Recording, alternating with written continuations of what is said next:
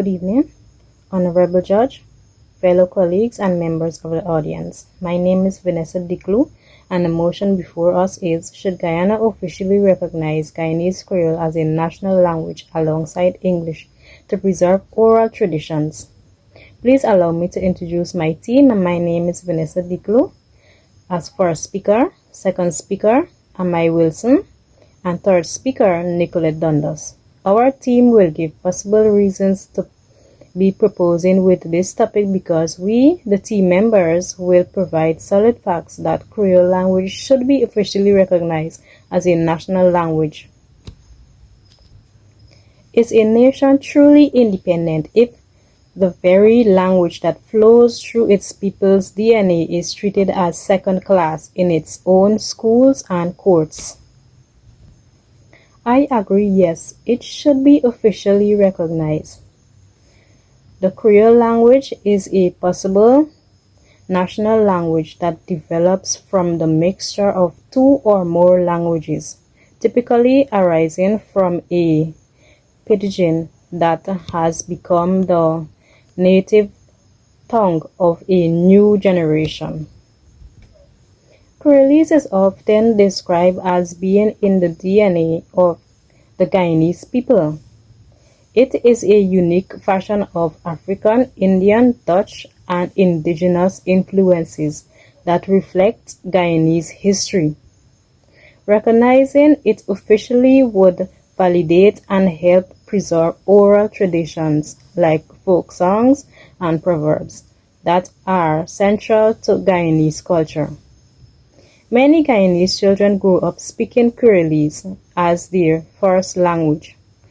Officials' recognition would allow for mother tongue education, which has been shown by UNESCO to improve literacy and learning outcomes, compared to forcing students to learn only in a second language like Standard English. Currently, Creolese is sometimes stigmatized as broken English. Official status would help end the marginalization of those who primarily speak it and ensure they have equal access to government services and justice. Now I would hand you over to the second speaker, Amai Dundas. Some might argue that Guyanese Creolese might sound unethical and unprofessional, but should we forget where we come from? Hi, my name is Amy Wilson, and I am the second speaker. Guyanese Creole emerged during the Atlantic slave trade among enslaved Africans who were brought to Dutch and later British Guyana from West and Central Africa between mid-1600 and 1834. Creolese is the vessel for Guyanese proverbs, Nancy story, and folklore. By officially recognizing Guyanese Creolese, it could provide funding and institutional support to document this tradition so it would not fade. Standard English is taught in school and is accepted in today's society, but I argue this should not be. According to UNESCO, children using native tongues bridge the gap to second language, English, which improves literacy and coordinative development. But in Guyana, teaching about Creolese is not a part of the curriculum, even though many children enter school speaking Creolese as their first language. This is caused by children's community, neighborhood, and households. Parents in the house may speak Creolese and not proper Standard English. Hence, children will now grow up speaking this language. So, should we not embrace Guyanese Creole? I argue yes, we should, even though research shows that among the general Guyanese population, it is seen as merely inappropriate English and a sign of low education. These stigmas were originally perpetuated by white supremacist plantation owners during slavery and the colonial period.